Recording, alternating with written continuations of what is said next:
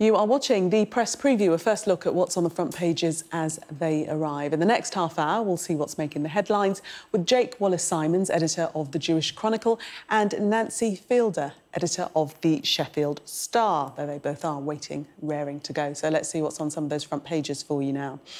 Well, the Observer reports Boris Johnson is facing fury from farmers and environmentalists over his new food strategy, which has stripped out some recommendations from the government's food czar. The Times leads on the same story, but says the new plans are a win for the farming lobby, which has opposed ploughing large amounts of the farming budget into rewilding. Meanwhile, the PM is facing divisions amongst his MPs and ministers over tax cuts. That's on the front of the Sunday Telegraph. The Mirror reports on a meeting between Justice Secretary Dominic Raab and the mother of toddler James Bulger, who was murdered in 1993 ahead of a parole hearing for one of his killers. The Express leads on calls for Prince Charles to stay out of politics after he reportedly branded the government's Rwanda migrant scheme appalling. And the Star claims offenders are being told to carry out their community service orders from home with many knitting hats and scarves. And a reminder that by scanning the QR code you'll see on screen during the programme, you can check out the front pages of tomorrow's newspapers while you watch us.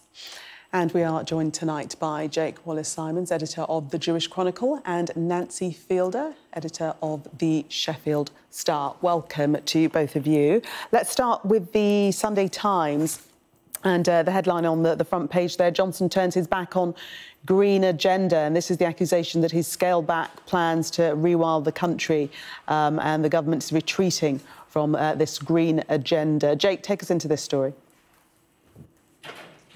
Well, the background to this, of course, is the cost of living crisis, which is being exacerbated by the war in Ukraine, which continues apace. That's putting a big squeeze on the cost of living, and in particular the cost of food. Now, the government had planned to plough £800 million into subsidies for farmers to encourage them to use their precious agricultural land for rewilding, so to create new wetlands and other sort of places for new ecosystems and wildlife to flourish and not to produce food. But now the government apparently is cutting back on this, cutting it back to £50 million, which is a huge reduction, to allow farmers to focus more on producing food, which farmers are very keen on. Obviously, it allows them to do what they want to do, sell food, make more money and be in control of their businesses. And it's important to recognise that we currently make only 64% of our food in this country and import the rest. So we're very vulnerable on food from outside the UK. And when this is threatened by war or other global unrest, that puts us in a very vulnerable position. And so I think overall, this probably is a good move for the government to cut back on those green projects for the moment, to focus on making sure that the cost of living crisis is contained, particularly with respect to the food on our plate. But we read, Nancy, that conservation groups have described what they're saying is a U-turn, as a massive betrayal, and others have suggested a link to the Tiverton and Honiton by-election due to be held in Devon on June the 23rd. That's right. It does seem interesting timing, and we've got a Prime Minister and a government who are very good at their interesting timing. They see where they need to win votes, and they see an imminent election caused by one of their own MPs behaving really badly in Parliament, and they decide that suddenly they need to woo the farmers. I mean, whether or not we believe this is the right policy, it's just blatant case of trying to win votes. And what will they do straight after? Will they enforce that? We've seen many, many occasions where it hasn't actually been pushed through. It's rolled out just before an election and it wins the votes, but it doesn't actually appear. And let's be honest about this. The cost of living is awful. There are hugely devastating impacts on every family in the country that we will no doubt go into in a little bit. But is climate change and is rewilding and our green issues always going to be the first to go off the agenda? Because it really feels like it. And before the last election, Boris Johnson was all over it and making the right noises, but yet again, it's been thrown to one side as if it really doesn't matter when there's more important issues for him, which are winning back the confidence of a certain area so that his MPs believe in him after last week's vote of no confidence that went through just by the skin of his teeth, although he doesn't like to admit it. And the Observer with the same story or the same theme, and they're looking at, well, what they're describing as fury over post-Brexit food strategy. What is this article actually focusing on, though, Jake? Well, I mean, this article takes an entirely different angle on the same story. In fact, it doesn't seem to match up very well to the Sunday Times article. The Observer has got an interview with the National Farmers Union president, where she slams the government, saying that the post-Brexit subsidies, which the government was supposed to provide to compensate for the lack of money from the EU after he left the EU, have failed to properly materialise. That's point number one.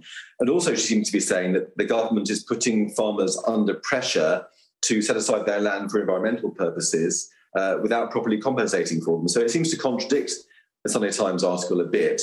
But I think, as Nancy said, this does show that politics is being played with the farmers at the moment, because the Tiverton and Honiton election is coming up. It's in a rural area of the West Country, and farming vote matters there. And so while the government is trying to woo farmers, the Observer is trying to whip them up and make them vote against the government to overturn the government's 24,000 majority in favour of the Liberal Democrats. And so it's quite hard to make out exactly what's going on here, but certainly there's a lot of politicking going on in advance of the election that's coming up. Yes, and according to this article, the National Farmers Union President, Minette Batters, is saying that the government policy would mean that farmers wouldn't be able to produce food affordably at all. And the essentials put in the report by Henry Dimbleby, it's been stripped to the bone, so everything that was useful in the report has been taken out. Nancy, sorry. That's right. No, that's right. I mean, they've cut the funding back something like 1% of what they originally promised, which goes back to the point of actually how reliable and how trustworthy, what do these promises mean? Are they worth anything? And it is, I mean, look, it's not easy for any of us, but it is not easy being a farmer now. And as we've already said, the amount of food that we produce locally, which is better for everybody, better for the country, better for the environment, is shrinking. It shrunk by about 20% since the 80s, and it continues to shrink. So we do need to support our farmers. We do need to think about the planet, and we do need to think about our own British countryside. But it just seems that this is a mismatch that isn't really going to keep anybody happy, and most concerningly, it's probably not going to happen anyway. Give it a few weeks and there'll be another U-turn. Jake, to the Sunday Express, and tell us how Business Secretary Kwesi Kwarteng is looking to help motorists at the pump. Well, this again is the soaring cost of petrol. And we had the grim landmark that was passed last week of the average car now costs more than £100 to fill. And the Express here is asking questions about the inconsistency that's apparent across different petrol stations up and down the country. And I've experienced this myself. You can drive from one petrol station to the next, often only a few miles apart, and yet the difference at the pump is considerable. And there are questions being asked about why that is and whether it's possible to prevent potential profiteering on the part of the energy companies and so forth. But I think the underlying issue here is that for about 46% of the price that you pay at the pump goes to the government in tax.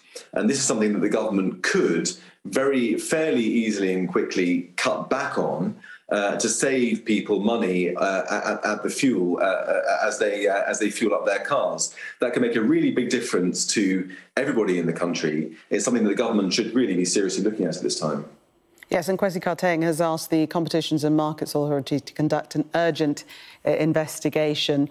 Let us quickly look at the Telegraph, Nancy, and this story of tax cuts, this being a point of division amongst the Tories. Absolutely, and it's yet another crisis looming for Boris Johnson, because there's a general accepted feeling that families are struggling at the minute, and actually taxes should be reduced to help people make ends meet.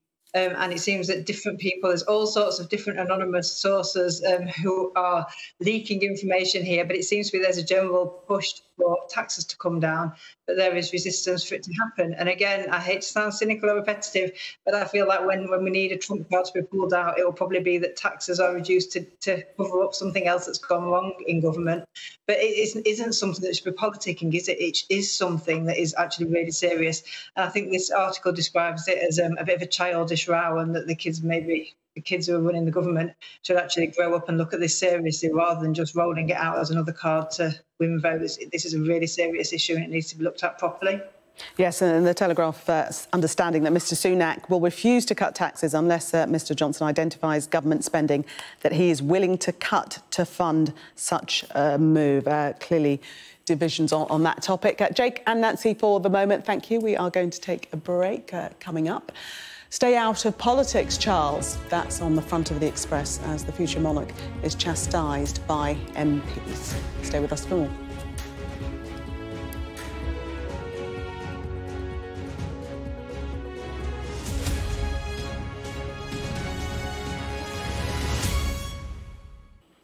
Welcome back. You're watching the press preview. Still with me, Jake Wallis Simons, editor of the Jewish Chronicle, and Nancy Fielder, editor of the Sheffield Star. Welcome back to both of you. Let's have a look at the Express front page.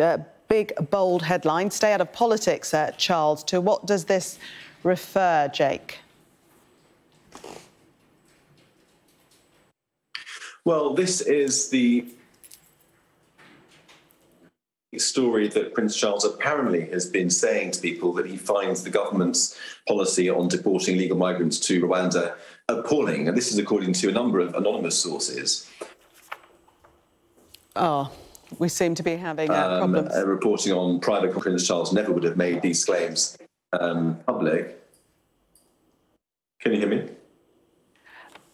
Let's cross to Nancy, Jake, while we just sort out your sound. So, Nancy, yes, as Jake was saying, this is referring to reported comments from Prince Charles suggesting that he thinks the Rwandan policy is appalling. That's true. And again, unnamed sources, quite a few sources by the looks of it, but all unnamed, nobody willing to go up against the future king by the looks of it. And many of the papers taking the view that the future monarch should keep out of politics. It's quite an interesting debate. I mean, none of us really know what the Queen thinks about most subjects, do we? But we certainly know what Charles thinks about a lot of them.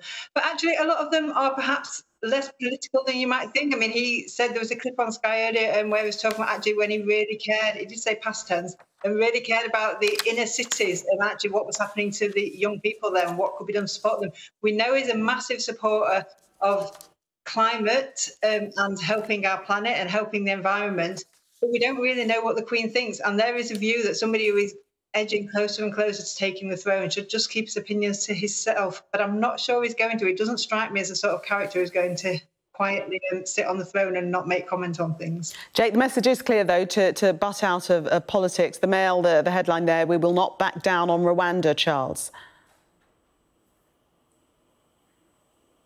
No future king really wants to see this kind of headline. He is supposed, the monarch is supposed to be politically neutral.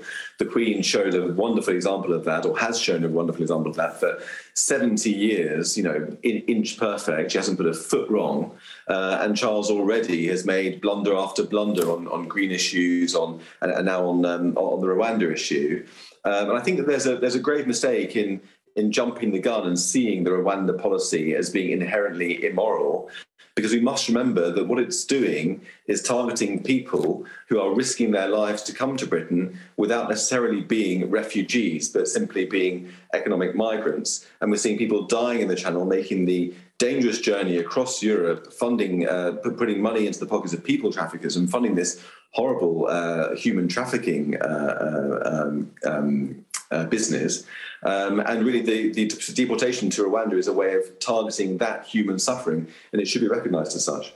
Nancy, take us to the Mirror.